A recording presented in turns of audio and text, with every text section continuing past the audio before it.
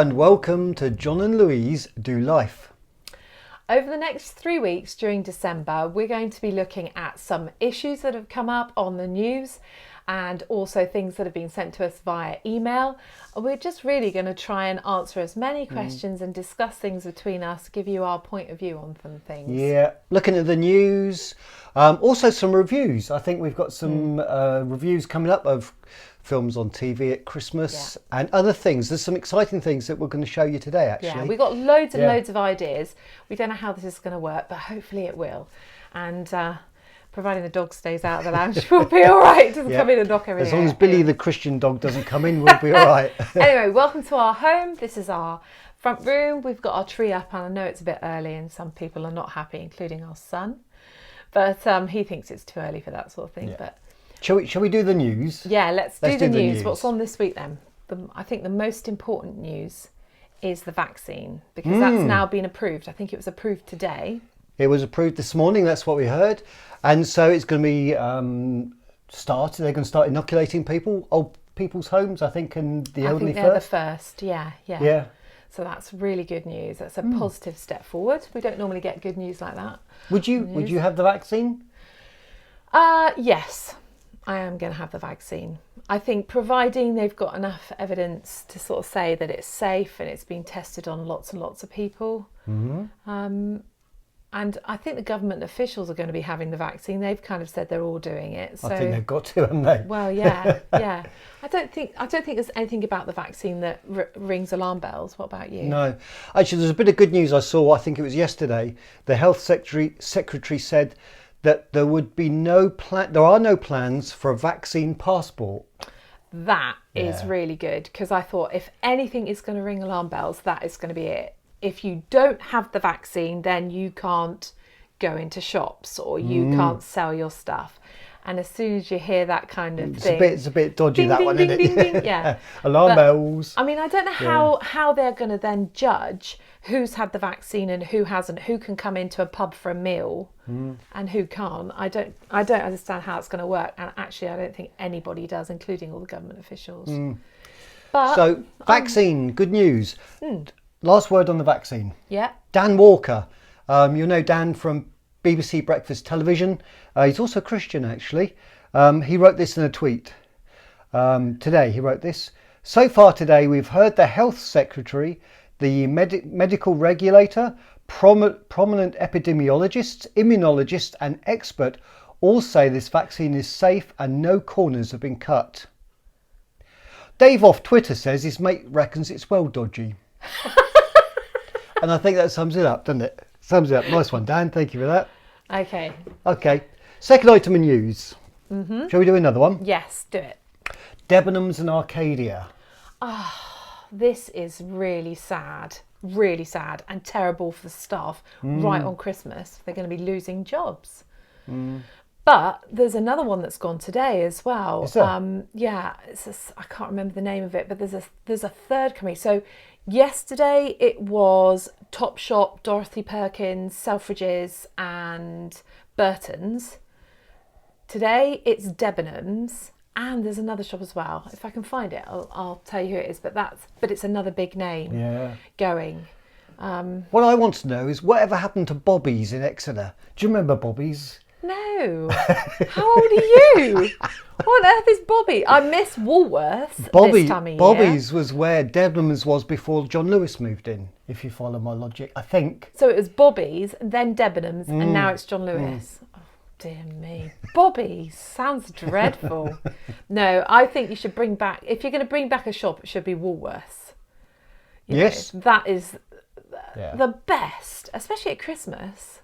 I used to get all my music from Woolworths when I was a teenager, go in and get the latest, I was going to say CD, but the latest record. Oh, makes me as old as you. Nobody's quite as old as me. No, not really. No. One other news item, Yes. I believe it's quite a seriously important one, is that court decided yesterday that children under 16 couldn't make decisions about taking hormone blockers if they wanted to change their gender. They decided that children were too young to make those kind of decisions, which I think is a huge relief. Yeah. Because Yeah. if you've got a 12 or 13-year-old with gender dysmorphia, Yeah. then I don't think anybody at 12 or 13 understands anything about what their life is going to be like in the future. To be able to make such huge decisions about changing their sex is just incredible. And I think that it's a good thing that they can't make a decision under 16. Yeah, I agree. Yeah, I think it's a very tricky subject. There are many children out there today, which we never experienced years ago, who do have real dysmorphia problems. Yeah. Partly because they see it on the social media sites, partly because there's now influence at school and in the media generally, and they are struggling, and they need our prayers. Actually, they really need our. This is make it a subject for our prayers. I think you know the Lord can really speak to these people. Yeah. Yeah. There is a girl who's called Kira Bell, and she's actually taking the National Health Service to court because she says that she was far too young to be making a decision about taking hormone blockers. She also went on to have her breasts removed and her body to be changed into a man. And she says, I should have been told to wait because she was under 16. Yeah. And she should have. She wasn't given the mental support she needed at that time to be able to sort of take the time to think about the process properly and to fully understand. And now she's trying to transition back to a woman again, but she will never be able to have children, and her body is permanently disfigured because of the operation she's had. Yeah. It's not rare, actually. There are many people who regret the decision they've made. There's a growing movement now of detransitioning, to transition one way and then come back again, because transitioning never fulfilled what they wanted it to fulfill. It never dealt with the underlying feelings. We know why, but the NHS haven't got the capabilities to weed out the ones that are truly struggling. Truly struggling, and the ones that are confused and don't know how to sort of get through it. But it's a terrible situation. But anyway, that was on the news. Well, I think probably that's about it for the news It is. for now. We'll do some more news next week. There's plenty more items always popping up on the news. Yeah. And no doubt the American elections will make more news next week. Definitely. But if you've got any news items or anything you think we might be interested in looking at or discussing, then why don't you email us? And what is our email address? John and Louise. It can be if you want. John, that's Jon at crossroad.org.uk. Will get through to me, and we can do that. It's all text us. It's either way is fine. Yeah. Anyway, now onto something, well, equally serious in its own way. Yeah, something we have been discussing probably for the last 6 months. But and we had a letter from a friend recently who was asking us lots and lots of questions about many conspiracy theories that are going around at the moment, and she's quite concerned about it and wanted our take on it. So we decided that we would actually look at this in a little bit more detail.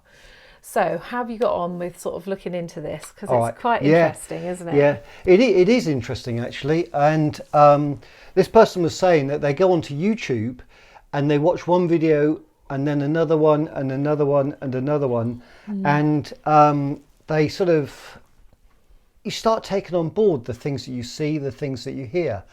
And my first comment, I suppose, is just with the dangers of YouTube. Now, I know this video will be posted on YouTube, and much of our other church stuff is posted on YouTube. And as a service like that, it's absolutely brilliant. But if you are a user of YouTube, you are not actually a user, but you are the product itself. Now, what do I mean by that? Imagine the Seaton widget company. It builds widgets for 10p, sells them for 20p, and it takes that 20p and reinvests the money to buy more materials, to build widgets and expand the factory. And of course, the Seaton Widget Company make a profit off of that. How is the money made from YouTube? It's not just YouTube, it's Facebook, Twitter, Instagram, any of the free services that are out there, Google, and all the other free services. How are they making money? Well, the product is not a widget. The product is you and me. And how are we products? Simply because they make their money by advertising. And so what they need is to have us on their site for as long as possible so they can show us as many adverts as possible and make as much money as possible. Also, they're constantly gathering information about us so that they can sell that information on. I mean, cookies. How many times have you... I mean, I bought a while ago, I bought a bike light. I just went on to Whole Foods, bought myself a bike light and came in the post. Brilliant. Then for weeks afterwards, every advert I had was for bike lights. They were a bit late. But, you know, so they are using our information all the time to attract money from advertisers.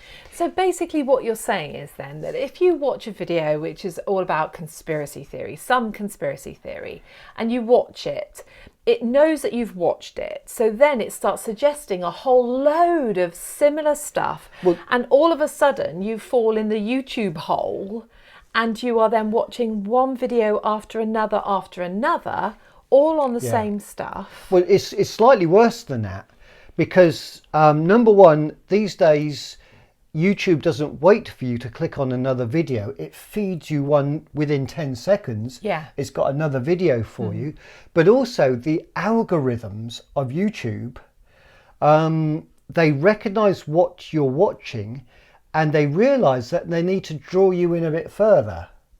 So they will take you down this rabbit hole where things are a little bit, if it's a conspiracy theory, there'll be an extra conspiracy theory, a new one to you, a different angle. You do know that this algorithms thing is a conspiracy theory in itself, don't you? Because there are loads of Christians who think their videos don't get shown on YouTube because of YouTube algorithms getting rid of the stuff that they don't really want on there. I mean, I've seen that video myself.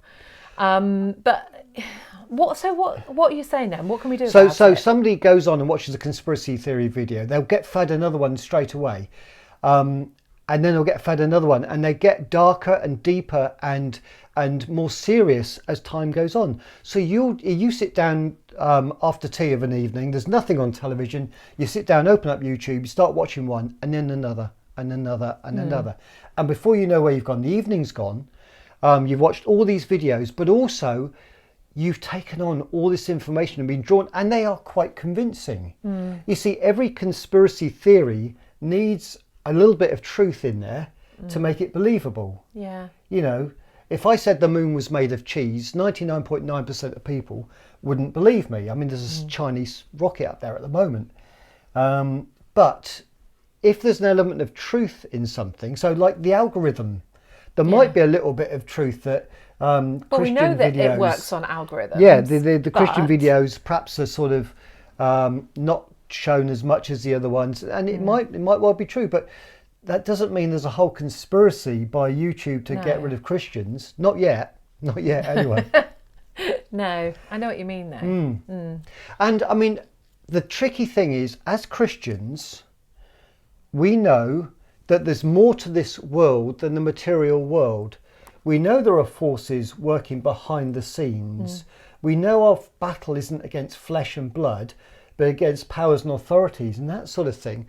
So we know there's things going on, but just because we know that there are things going on, I don't think we have to take on board every stupid, crazy theory, conspiracy theory that comes up. What is the solution then? How do we protect ourselves? I mean, it's easier said than done to just say, well, don't watch it. Well, don't watch it. I mean, if you can manage it, don't watch it. Don't get sucked in, and don't believe everything you see and everything that's written down either, because you know, I think a lot of it comes back to the Bible. I've got to bring it back to the Bible here. There's the plumb line of truth, which is in the Bible. And if anything doesn't line up to that, or sort of lines up but doesn't quite, then or bends it slightly, yeah, to they'll make start it off with sort of. Because I mean, I've watched enough Christians on YouTube who start with the Bible and then they sort of go off like that, and then before you know where you are, you're around the other side and going the wrong way. I was you might have seen I was doing Pilgrim's Progress the other day. I serialised it for 19 days on Facebook and Instagram. And one of the stories of Pilgrim is he comes to a fork in the path and both ways look good. Unfortunately, he picks the way that forks and then just starts to go off a little bit and a little bit and a little bit. And before he knows where it is, he's travelling 180 degrees the direction of the actual path. It's easy for anybody to do. Yeah. You just fall down the YouTube hole. The conspiracy rabbit hole. Yeah. Yeah. It's full of it. Absolutely full of it. Yeah. Anyway, I think we'll leave that there. We might even look at some conspiracies that have come up and see if we can debunk a few of them. Because see if we can find out what the truth is really behind them and what the sort of, what is pushing it forward. You're a conspiracy hunter now, are you? Ooh, there's an exciting title. Okay, Anyway. look, I really hope that's helped and started a discussion, if nothing else, because the serious things, you know, it's our faith that we're talking about here that's being damaged. Yeah. And we really need to stand strong. I mean, it's amazing. Just my last final thought on this. It's amazing. I've been reading 1 Timothy and 2 Timothy. Paul is writing to Timothy and talking to Timothy to watch out for these things time and time and time again.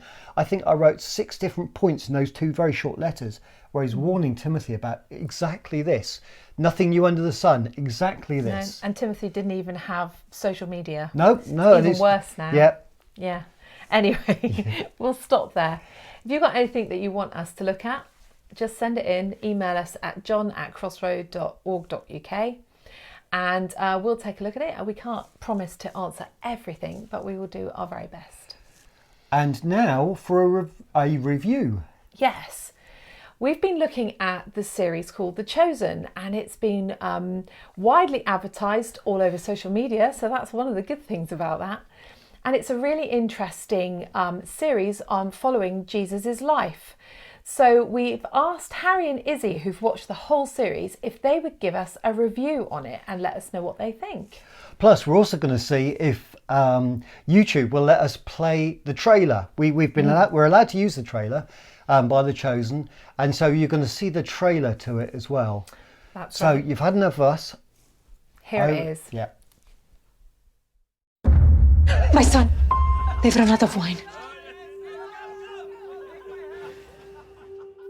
Mother, my time has not yet come. If not now, when?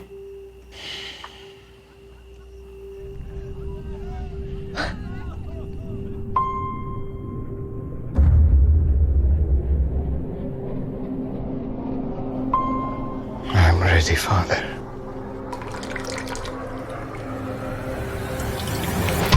It has begun. What has? Miracles. Signs and wonders. Fear not, for I have redeemed you. I have called you by name.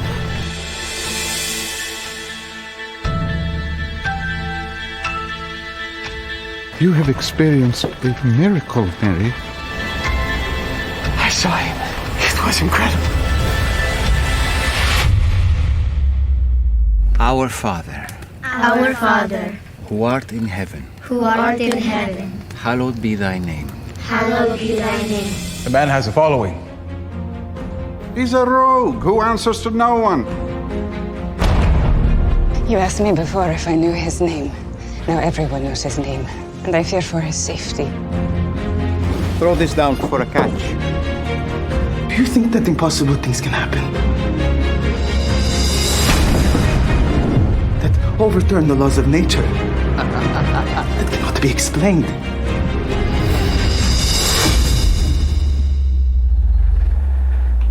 Rise. eyes.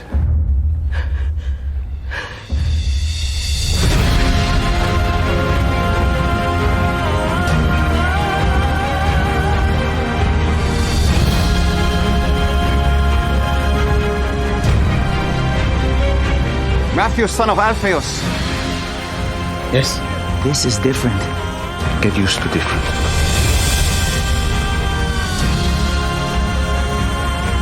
My whole life I have wondered if I would see this day. Follow me, Nicodemus, and you'll see more. God loves the world in this way, that he gave his only son. I'm going to tell everyone. I was counting on it. Anything is possible now. Don't you see? Let's go. I was one way, and now I am completely different. And the thing that happened in between was him.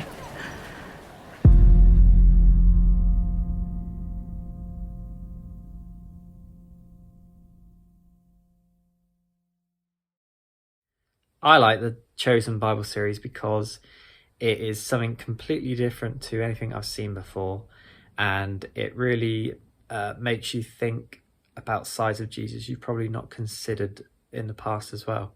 It's just something really fresh and really enjoyable to watch. Yeah, we enjoyed it just because there's funny bits in it. You see kind of Jesus' sense of humour, and it made Jesus all the more real to me for watching it and understanding kind of that early part of his life before he started his ministry. So we would highly recommend watching it. It will really encourage your faith. Well, thank you, Harry and Izzy. If you want to see The Chosen, you can download the app and watch it for free online. There is an option to actually pay for it as well. They call it paying forward. Yes. So if you give them some money, that will help them produce the More coming episodes. But yeah. There's something to watch over Christmas. Yeah, it's really good. Anyway, that's nearly it for today. Now, do you remember on the two Ronnies, they always had an "and finally"? Actually, didn't they do that on the News at 10 as well? They do it on the News at 10 still. Well, this isn't the News at 10 or the two Ronnies. I don't know what we are. Anyway, a funny news item came up on my social media page. I guess I was clicking on weird cookies or something. But apparently a 59-year-old man in Russia has finally had a coin removed from his nose. He stuck it up his nose when he was 6 years old. 6! And he was so scared of his strict mother he didn't want to tell her. And it has been up his nose for more than 50 years. I've seen the coin. It looks like something you dig up out of a Roman villa. But I'm very happy for the poor Russian man because the coin has now been removed. Good. Saves you sticking your hand down back of the sofa to find some coins, yeah, doesn't it? just don't stick anything else up your nose. Anyway, that is it from us for this week. Please write into us, email us, send us anything you like and we will take a look at it.